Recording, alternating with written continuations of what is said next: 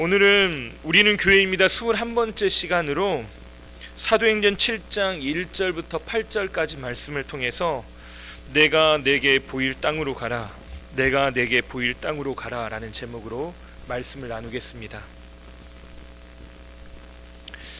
우린 지난 시간에 유대인들이 스데반을 모함해서 사내들인 법정으로 끌고 가는 이야기들을 살펴봤습니다. 그 이야기가 6장 12절부터 14절에 기록되어 있는데 제가 한번 읽어보겠습니다. 백성과 장로와 서기관들을 충동시켜 와서 잡아가지고 공회에 이르러 거짓 증인들을 세우니 이르되 이 사람이 이 거룩한 곳과 율법을 거스러 말하기를 마지 아니하는도다. 그의 말에 이 나사렛 예수가 이곳을 헐고 또 모세가 우리에게 전하여 준 규례를 고치겠다 함을 우리가 들었노라 하거늘. 지금 사람들은 스데반에 대해서 모함을 하고 있습니다. 거짓 증인, 가짜 뉴스를 만들어서 지금 스데반을 공경에 처하게 만들려고 하죠. 그 이유는 지난주에 살펴봤던 것처럼 이들은 자유인이라고 하는 특권층이었습니다.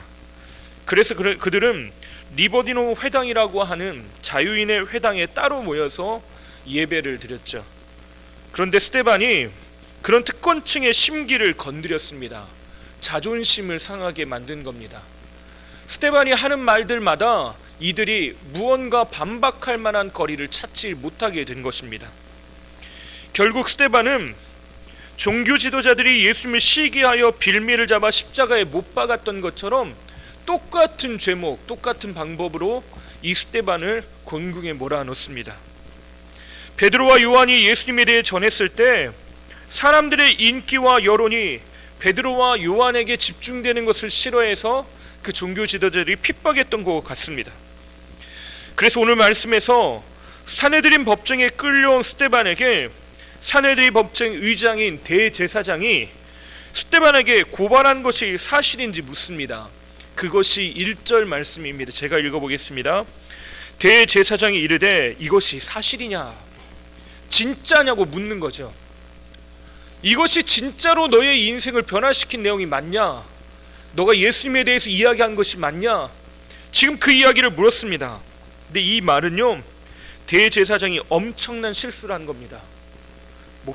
목사님들한테 오늘 설교를 길게 해주십시오 그러면 엄청난 실수를 한 겁니다.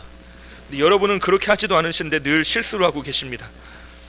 스데반이요, 얼마나 긴 설교를 했냐? 2절부터 53절까지 7장 내내 설교를 합니다. 신문에 답변하는 차원이 아니라 설교를 하고 있습니다. 말 그대로. 성령 충만했던 게 더 큰 문제입니다. 그래서요, 말이 막 그냥 술술술 나옵니다. 원고가 준비되지 않았는데도 그 이야기들을 술술술 다 풀어냅니다. 스데반은 그 설교를 통해 믿음의 조상인 아브라함에서부터 시작해서 솔로몬에 이르기까지 약 1000년간의 역사를 한 설교 안에 녹아냅니다. 하나님께서 베풀어 주신 구원의 역사를 간략하면서도 명쾌하게 이야기를 하죠.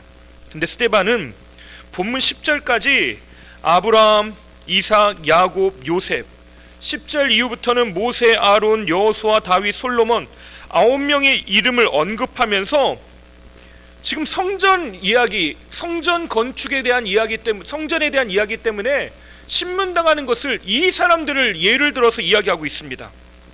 근데 9명의 이름을 언급하고 그 사람들의 이야기를 이야기한 것이 왜 큰 의미가 있을까요?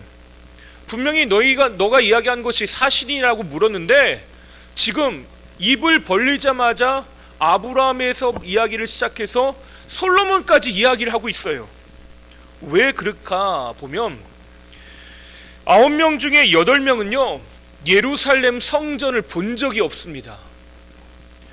그들이 세상 떠난 뒤에 예루살렘 성전은 솔로몬, 마지막에 등장하는 솔로몬 때에 바로 지어진 것입니다. 스데반의 설교의 핵심이 바로 거기 있습니다. 하나님이 인간이 하나님을 위해 성전을 건축하기 이전부터 구원의 역사를 베풀고 계셨다라는 걸 분명하게 이야기하고자 하는 것입니다. 눈에 보이는 건축물에 하나님이 갇혀 계신 것이 아니라 하나님은 온 우주 만물 가운데 오늘도 자유롭게 하나님의 일들을 이루고 계시다는 것입니다. 46절부터 50절 말씀을 우리 함께 읽어볼까요? 함께 읽어보겠습니다. 다윗이 하나님 앞에서 은혜를 받아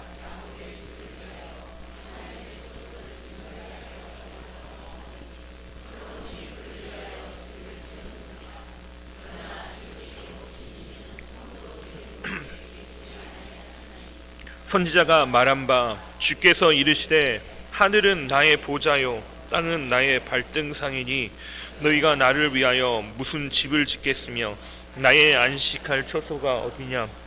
이 모든 것이 야함과 같으니라. 아멘. 다윗 안에 소원이 있었습니다. 성전, 하나님의 집. 내가 이 다윗성을 짓고 내 궁전을 지었는데 하나님께서 그냥 저 성막 안에 계시는 것이 너무나 안타까웠습니다.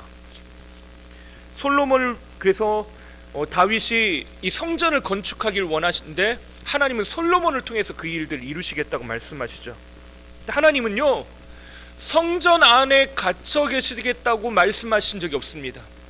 성문 밖으로 문을 열고 나는 절대 안 나오고 문을 꽁꽁 잠궈 놓고 여기 와야지만 나를 만날 수 있어 라고 말씀하신 적이 없다는 것입니다. 모든 우주 만물이 다 내가 만든 것이 아니냐. 내가 하늘을 보좌로 땅을 발등상으로 여기면서 내가 존재한다 말씀하고 계십니다. 이것은 아브라함의 삶을 지켜보면 더욱 명확해집니다. 오늘 우리가 읽었던 말씀에 아브라함이 등장하는데요, 아브라함은 우리가 아는 것처럼 믿음의 조상, 이 유대인들의 조상이라고 부릅니다. 근데 하나님의 부름을 받았을 때 아브라함이 살고 있었던 주소지가 어디일까요? 아브라함은 어디에 살고 있었을까요? 바벨론 지역 갈대아 땅 우르에 있었습니다. 지도가 혹시 나오나요? 네, 이게 아브라함이 이동한 경로입니다. 빨간색 실선은 그렇게 이동했을 것이라고 여겨지는 경로고, 혹시나 다른 길로 갔다면 점선으로 따라서 갔을 것이다 여겨지는 그 경로를 표시해 놓은 것입니다. 오른쪽 빨간색 처음 시작점이 갈대아 땅의 우루, 다시 말해 바벨론 지역입니다. 근데 여기가 지금 어디냐? 이라크 남부 지역입니다. 그러면 지금 기준으로 삼는다면 아브라함은 어느 나라 사람입니까? 이라크 사람이 됩니다. 유대인들의 기준으로 보면 그들의 조상은 이방 민족인 것이에요. 심지어 여호수아 24장 2절을 보면 그곳에 아브라함 아버지 데라는 무슨 일을 했냐? 이방 신을 섬기는 우상 숭배자였다라고 말을 합니다. 이방인이요, 우상 숭배자였습니다. 하나님이 근데 어떻게 하셨다고 말씀하십니까? 그의 인생에 찾아가셔서 말씀하셨답니다. 불러내셨대요. 심지어 하나님을 섬기는 백성의 조상이 되게 하셨답니다. 하나님이 특정 장소, 특정인, 어떤 특별한 존재, 지금 이 논쟁을 하고 있는 자유인이라고 불리는 특권층, 그들에게만 하나님이 머무시고 특별하게 하나님께서 그들에게만 일하시는 것이 아니라 온 우주 만물에서 모든 이들에게 하나님이 일하시고 다스리고 있다는 것을 이야기하고 있는 것입니다. 유대인들은요, 헬라 시대를 지나오면서 헬라인들에 대해서 인해서 성전이 유린당하는 참상을 겪게 됩니다. 성전에 제우스 신상이 세워지고 돼지 피로 제사를 드리는 일이 벌어지게 됩니다. 하나님을 조롱한 목적으로 그렇게 한 것이죠. 그때 말씀으로 돌아가자라고 하는 유대인들 사이에서 하시딤이라고 하는 운동이 일어납니다. 그때 운동을 주도했던 사람들이 누구냐? 바로 바리새인들이에요. 그때 최초로 바리새인들이 만들어진 겁니다. 침묵의 400년 동안 하나님이 아무것도 말씀하지 않으신 것처럼 느껴질 때 유대인들은 어떻게 했냐? 우리가 말씀의 근원으로 돌아가야 된다, 율법으로 돌아가야 된다라고 하는 근본주의 운동이 일어난 것입니다. 이방인들을 혐오하는 것은 그때 극렬하게 되는 것입니다. 왜 그렇습니까? 이방인들이 어떻게 했어요? 성전을 유린했습니다. 성전을 아무것도 아닌 것으로 만들어 버렸어요. 그러므로 하나님이 아브라함에게 찾아가셨다는 것, 이것은 현재 유대인의 관점 사고로는요 엄청난 사건일 수밖에 없습니다. 그리고 그가 우리의 조상이다. 2절과 3절 말씀을 보면 이렇게 쓰여 있습니다. 우리 함께 읽어볼까요? 스데반이 이르되 여러분 부형들이여 들으소서. 우리 조상 아브라함이 하란에 있기 전 메소포타미아에 있을 때 영광의 하나님이 그에게 보여 이르시되 내 고향과 친척을 떠나 내가 내게 보일 땅으로 가라 하시니. 아직 메소포타미아 바벨론에 있을 때, 그 동네에 살고 있을 때, 하나님을 모르고 있을 때 영광의 하나님이 그에게 찾아가셨답니다. 말씀하셨대요. 그리고 이제 내가 내게 보여줄 땅으로 가라라고 요청했답니다. 지난 토요일날 새벽기도 시간에 그런 이야기 말씀을 드렸던 것 같습니다. 하나님은 준비된 사람을 쓰신다라고 말씀하시지만, 준비된 사람을 쓰시기도 하지만 사실상 준비된 사람이라고 하는 건 없습니다. 어떤 사람이 있냐? 하나님이 준비하신다고 할 때 순종하는 사람들만 있을 뿐입니다. 그것을 순종하는 사람을 하나님이 쓰시는 거예요. 아브라함에게도 마찬가지입니다. 아브라함이요 완벽하게 하나님을 알고 하나님을 믿을 만한 어떤 토대가 되었을 때 하나님께서 이끄신 게 아니라, 그는 아직 하나님을 모르고 하나님의 어떤 분이신지 따라갈 마음의 준비도 되어 있지 않습니다. 그런데 그에게 하나님이 찾아가셨어요. 내가 어떨 때 이 사람이 쓰임받는 것입니까? 인도하실 때 그 길을 내가 따라가겠습니다라고 고백하고 순종하는 사람의 삶이 변하는 것입니다. 하나님이 요구하신 것이, 그래서 지금까지 네가 살았던 것, 그 모든 것들을 청산하자라고 이야기합니다. 너의 고향과 친척과 아버지의 집을 떠나라. 창세기 12장 1절에 보면 여호와께서 아브라함에게 이르시되 너는 너의 고향과 친척과 아버지의 집을 떠나 내가 내게 보여줄 땅으로 가라 라고 말씀하십니다. 지금까지 살고 있던 세상 안에 머물고 인생의 문제에 길을 찾았던 그 방법을 다 청산하고 떠나라는 것입니다. 지금까지 안정감으로 생각하고 살았던 방식들을 버리라는 것이에요. 고향과 친척과 아버지의 집, 내가 안정감으로 삼고 내 삶을 형성했던 걸 떠나라는 겁니다. 고향과 친척, 아버지 집은 아브라함에게 있어서 안정감일 수밖에 없습니다. 삶의 기반이요, 직업이요, 또 내가 살아갈 때 나의 보호가 되는 사람들입니다. 그런데 이 아브라함이 문제를 만날 때마다 어떤 방식을 취하냐? 하나님의 약속이 이루어지지 못할까봐 늘 자신의 방법을 먼저 생각합니다. 그것이 지금까지 아버지와 고향과 친척, 그 안정감을 누렸으며 살았던 방식입니다. 내 방법을 먼저 찾아요. 하나님이 약속의 자녀를 주신다고 했는데 이루어지지 않으니까 자신의 종이나 하가를 통해서 그 문제를 해결해 보려고 합니다. 어떻게든 이 문제를 해결해 보려고 하는데 늘 머리 회전만 돌아가는 것이에요. 그러나 그 일은 번번이 어떻게 됩니까? 실패하게 됩니다. 아브라함은 누구보다도 안정적인 삶, 문제없는 삶을 살고 싶었습니다. 그러나 하나님은 지금까지 내가 붙들고 있던 이 안정감을 버리래요. 그것으로부터 떠나랍니다. 고향과 친척과 아버지의 집을 떠나래요. 안정감의 근거, 그걸 세상에 두지 말랍니다. 아브라함은 그래서 결국 어떻게 합니까? 갈대아 우르, 자기가 살고 있는 그 땅, 고향을 떠나게 됩니다. 고향을 떠나 하란으로 가다가 그가 어떻게 합니까? 하란에서 아버지와 함께 그 가족들이 정착해서 다시 살게 됩니다. 고향은 떠났는데 아버지의 집은 떠나지 못한 채 거기서 그냥 머물고 있는 것입니다. 그렇게 살다가 아버지의 데라의 죽음을 맞이합니다. 그때 하나님께서 아브라함에게 또다시 말씀하십니다. 너가 약속한 땅으로 가라라고 명령하시죠. 그때야 비로소 75세의 나이에 하나님이 말씀하신 가나안 땅으로 들어가게 됩니다. 아버지의 집을 결국 떠나게 된 거죠. 그래서 우리가 알고 있는 것처럼 야곱도 삼촌 라반의 집이 어디에 있습니까? 하란에 있어요. 거기가 자기의 이제 제2의 고향과 같은 곳, 안정감을 누린 곳입니다. 아버지의 집을 떠났습니다. 아브라함은 그렇게 가나안 땅에 들어와서 뭘 했냐? 하나님 앞에 나와 예배를 드립니다.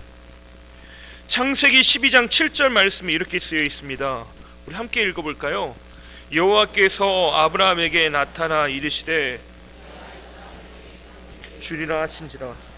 자기에게 나타나신 여호와께 그가 그곳에서 제단을 쌓고, 제단을 쌓았다는 건 뭘 말해요? 예배를 드렸다는 겁니다. 고향을 떠나고 아버지의 집을 떠나 이제 자신이 살게 될 터전에서 하나님께 예배를 합니다.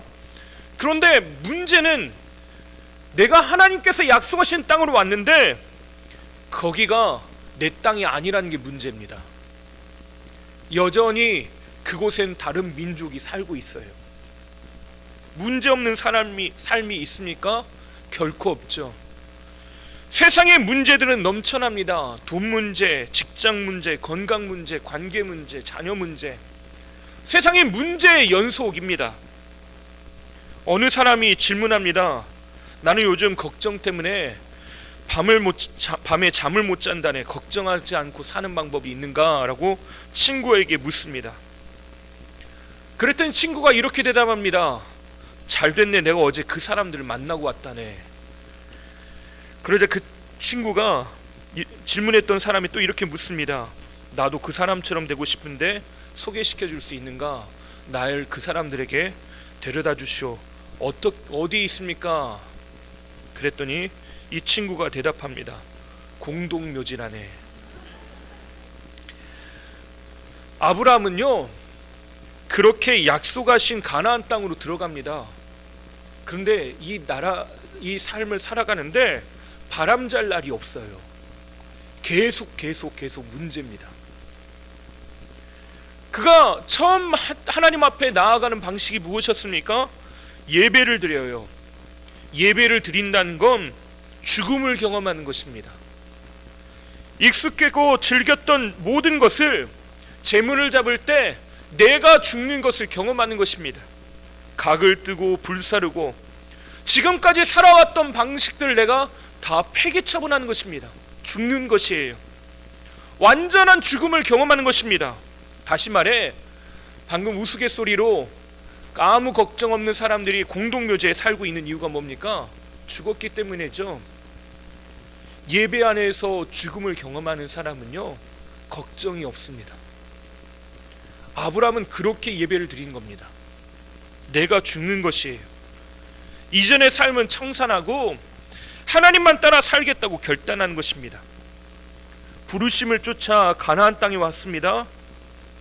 그때 눈에 보여지는 건 불안과 걱정밖에 없어요. 그때 예배를 드리며 하나님 앞에 결단한 거죠. 그러나 그에게 아직 해결하지 못한 숙제가 하나 남아 있습니다. 그것이 뭐냐? 고향도 떠났고 아버지의 집을 떠났는데 아직 친척을 못 떠났습니다. 마지막 남은 안정감이 하나 있었는데 그것이 누구냐? 조카 롯입니다. 심각한 기근으로 인해서 아브라함의 가족들은요 가나안에서 애굽 땅까지 내려갑니다. 거기서 자기 아내를 잃을 뻔하고 자기의 목숨에 위태로움을 겪게 되죠. 그러나 놀랍게도 하나님의 은혜로 큰 부를 형성하면서 가나안 땅으로 다시 돌아옵니다. 근데 거기에서 이 아브라함과 롯의 이 종들 사이에서 다툼이 일어나요. 자기들이 살고 있던 바운더리가 너무 좁은 것입니다. 그때 아브라함이 제안을 합니다. 창세기 13장 9절에 내 앞에 온 땅이 있지 아니하냐? 나를 떠나가라. 내가 좌하면 나는 우하고 내가 우하면 나는 좌하리라. 아브라함이요, 지금 은혜를 경험했습니다. 하나님께서 나를 이끌고 계신다라고 하는 분명한 체험을 한 것이에요. 가나안 땅에 가서 하나님 앞에 예배드렸지만 그때의 결단이 가나안에서 애굽으로 내려가면서 모든 것이 흐지부지 되는 것들을 경험했습니다. 근데 그 안에서도 하나님께서는 여전히 일하시고 역사하고 계시다는 걸 아브라함이 온 몸을 통해서 다 경험하게 되죠. 죽을 위기에서 살게 하시고, 심지어는 애굽에 있는 부와 명예를 가지고 다시 돌아오게 하셨습니다. 아브라함에게는 자신감이 있어요. 하나님께서 나를 이끄실 것이다.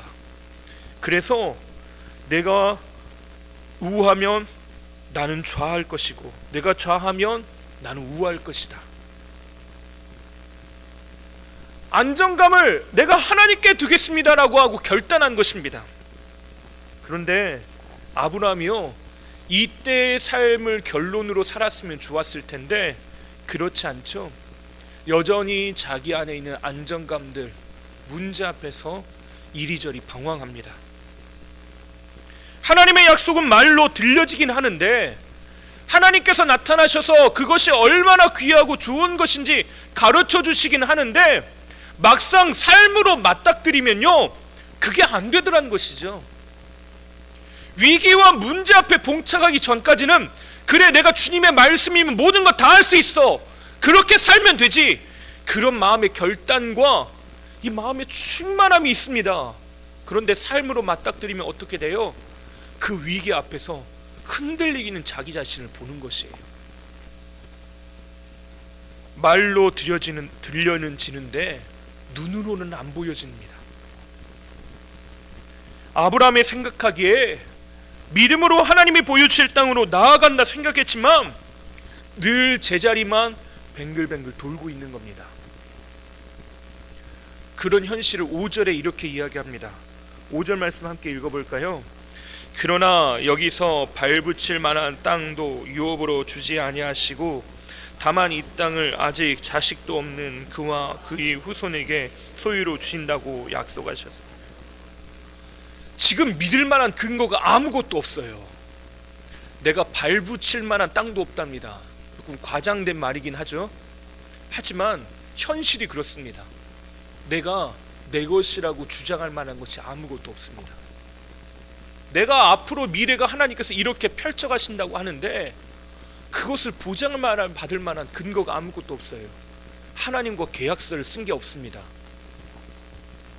하나님께서 친히 인도하신 곳이라고 뭔가 깜짝 놀랄 만한 것을 기대하면서 아브라함은 왔을지도 모르겠습니다. 그래, 가나안 땅만 들어가면 됐지. 근데 아브라함이 기다리고 있는 것은 무엇입니까? 더 큰 믿음으로 살아내야 되는 삶밖에 없습니다. 이스라엘 백성들이 출애굽해서 가나안 땅에 들어갔을 때도 마찬가지입니다. 그들에게 문제가 있습니다. 여호수아 말씀에 대해서 여러분에게 설명드렸었죠. 여호수아 말씀은 땅 분배에 대한 이야기인데 앞부분에 여리고, 아이성 이런 이야기들이 잠깐 등장하고 나머지는 실제로 땅 분배하는 이야기들입니다. 그들이 살아가는 현실 앞에서 그렇게 하나님께서 주신 걸 누렸습니다. 그런데 그들이 여호수아가 죽고 그들의 현실 앞에 놓여있는 문제를 만납니다. 문제 앞에서 그들이 어떻게 합니까? 주저하고 두려워하고 뒷걸음질 칩니다. 사사기의 이야기는요, 그런 사이클입니다. 계속해서 그것의 반복.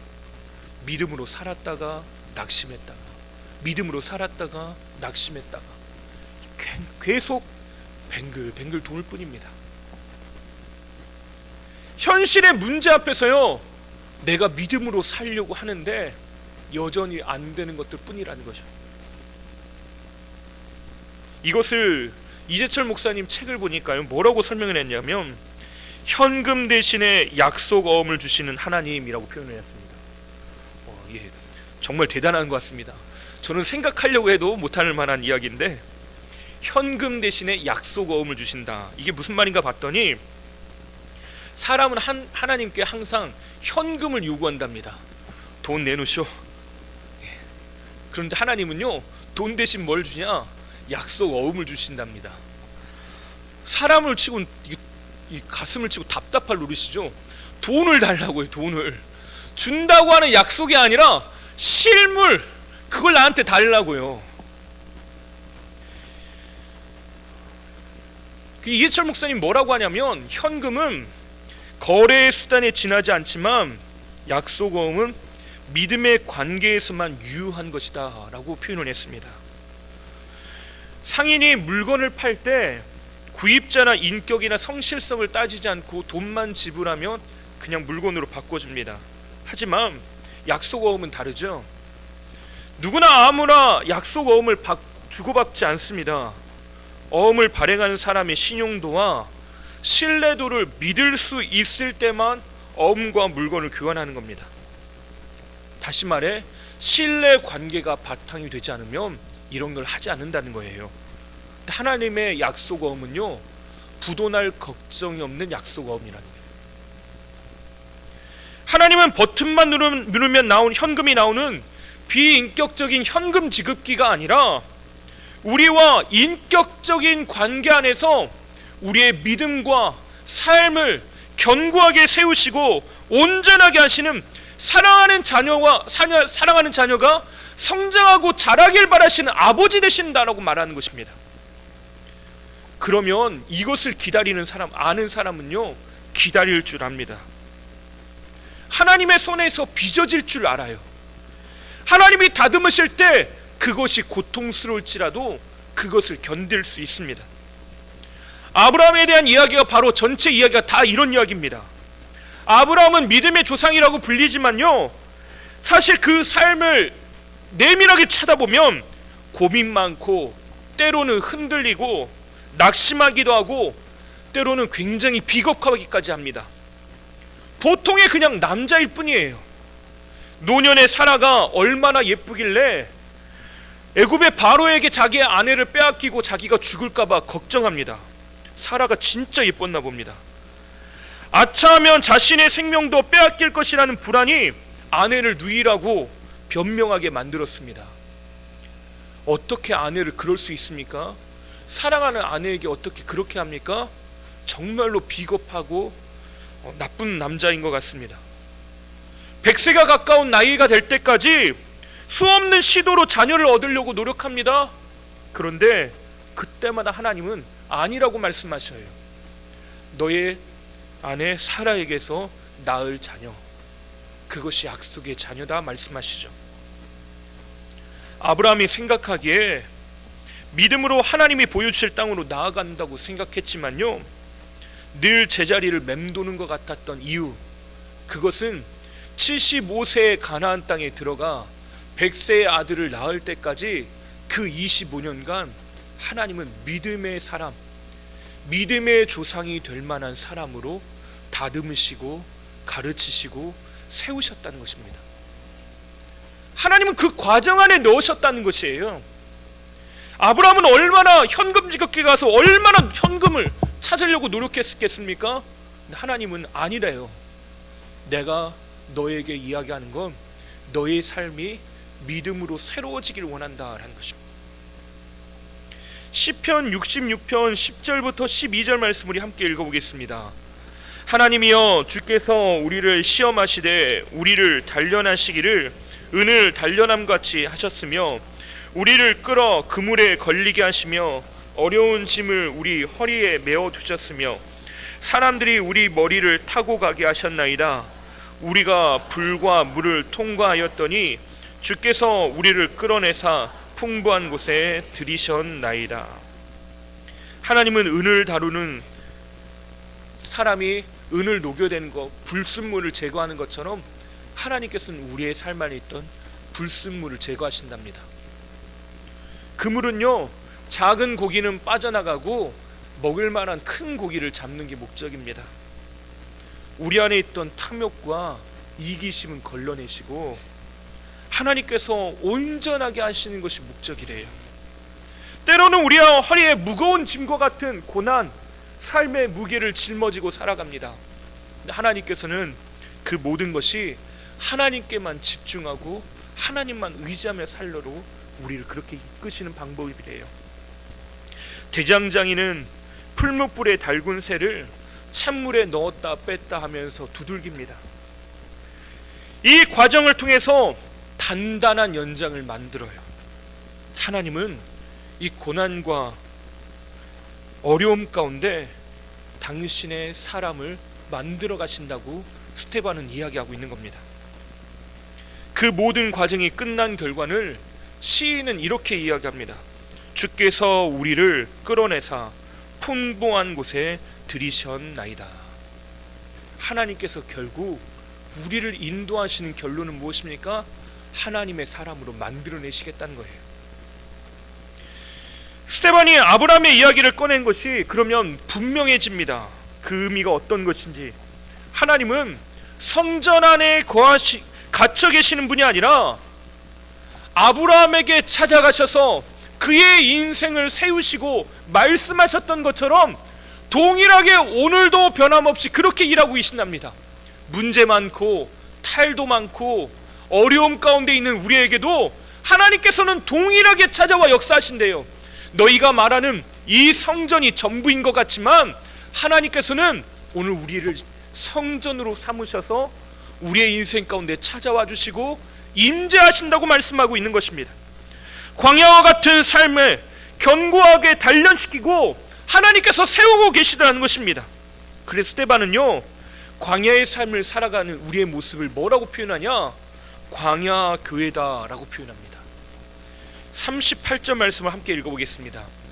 신의 산에서 말하던 그 천사와 우리 조상들과 함께 광야 교회에 있었고 또 살아있는 말씀을 받아 우리에게 주던 자가 이 사람이라. 우리가 광야 교회랍니다. 광야에 아무것도 없는 빈 공간, 진공 상태에 있는 그 삶에 하나님이 임재하신다라는 것입니다. 외로이 오늘도 견뎌내고 살아가는 문제 앞에서 방황하고 힘들어하는 우리의 삶 가운데요, 하나님은 여전히 말씀하시고 찾아오시더라는 것입니다. 우리는 오늘도 보이지 않는 길을 걸어갑니다. 이르시되 내 고향과 친척을 떠나 내가 내게 보일 땅으로 가라.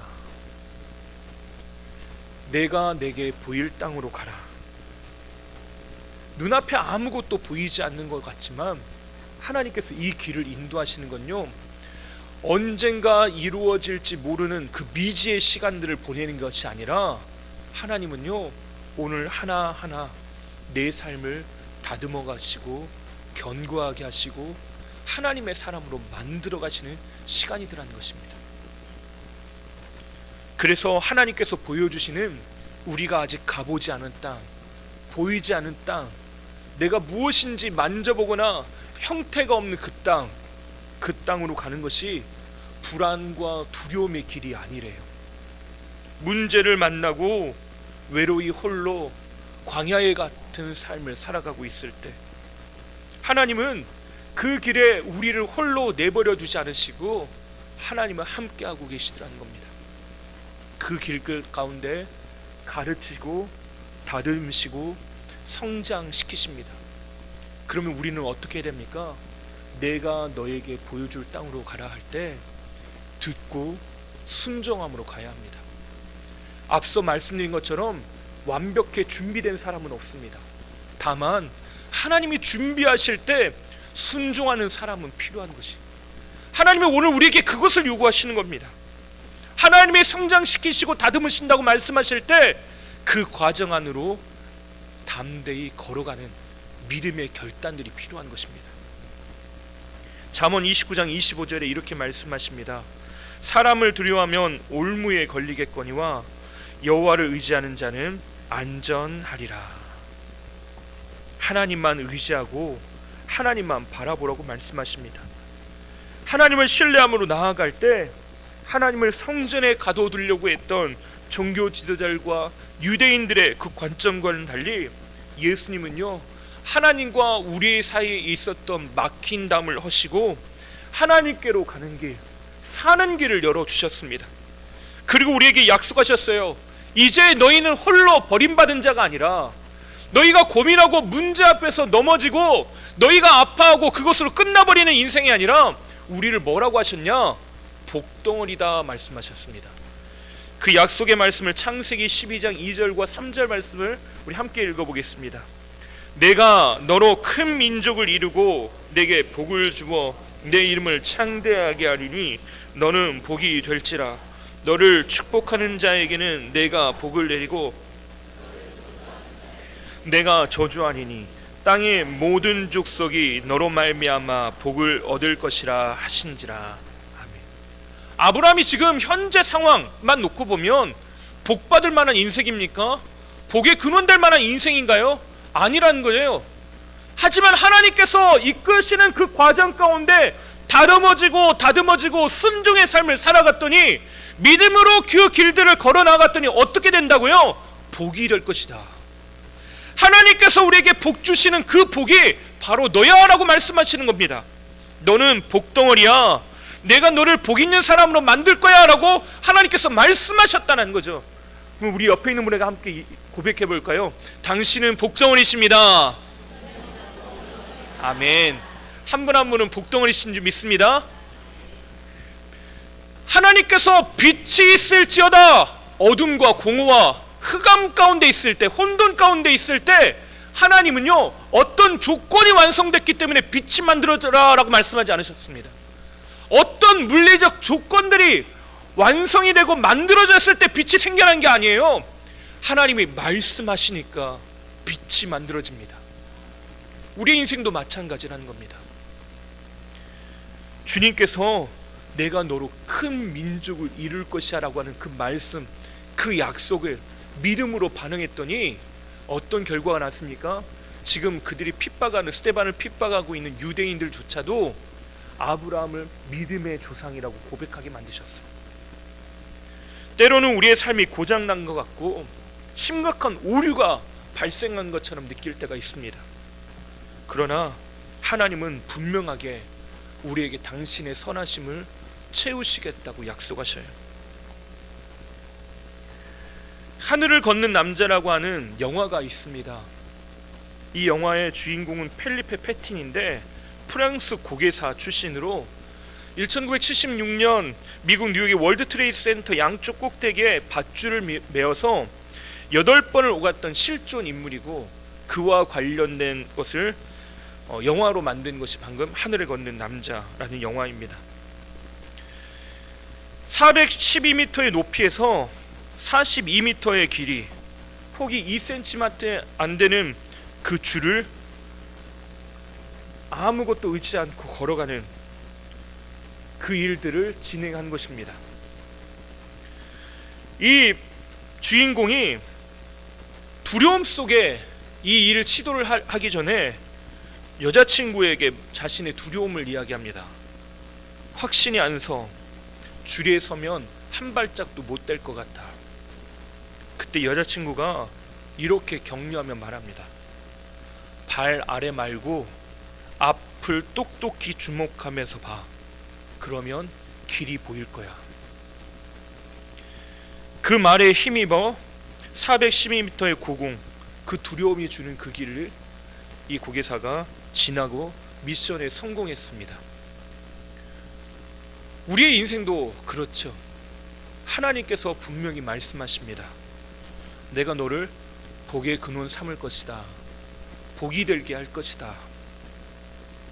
근데 우리 앞에, 눈앞에 보이는 건 시야를 흐리게 만들고 앞을 보지 못하게 만들어요.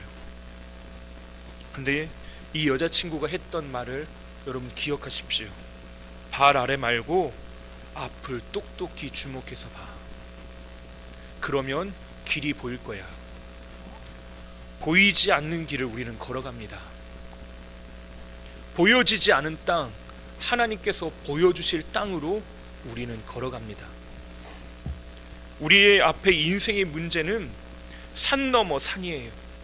하지만 여전히 거기 거하시는 하나님, 그 하나님을 바라보면서 우리는 오늘을 살아가게 되길 바랍니다. 하나님이 우리를 세우시고 우리와 함께 하신다는 것은 진리입니다. 이 진리를 붙드시고 승리하시는 저와 여러분 되시기를 주님의 이름으로 축원합니다. 기도하겠습니다. 선하신 하나님, 하나님만 바라보며 의지합니다. 주님, 우리에게 말씀하시옵소서. 우리에게 가르치시옵소서. 우리를 세우시옵소서. 하나님이 부르시는 그 믿음의 길들을 따라 온전히 나아가게 하여 주시옵소서. 흔들리는 삶과 문제 앞에서 넘어지려고 할 때 주님 붙잡고 다시 일어서게 하여 주시며, 하나님께서 허락하시는 의의 길, 믿음의 길, 아버지의 집으로 향하게 하여 주시옵소서. 오늘 믿음으로 나아가는 우리 성도들의 삶을 기억하여 주시고, 힘듦과 어려움, 고난과 고통, 아픔과 슬픔, 외로움 가운데 길을 잃어버리고 아파하고 고통 가운데 있는 이들을 하나님 기억하여 주셔서 이들의 삶 가운데 하나님의 평강이, 하나님의 위로가 임하게 하여 주시옵소서. 오늘의 삶을 하나님 앞에 맡겨드립니다. 하나님 축복하시고 인도하여 주시옵소서. 우리의 모든 것 되시는 예수님의 이름으로 기도하옵나이다. 아멘.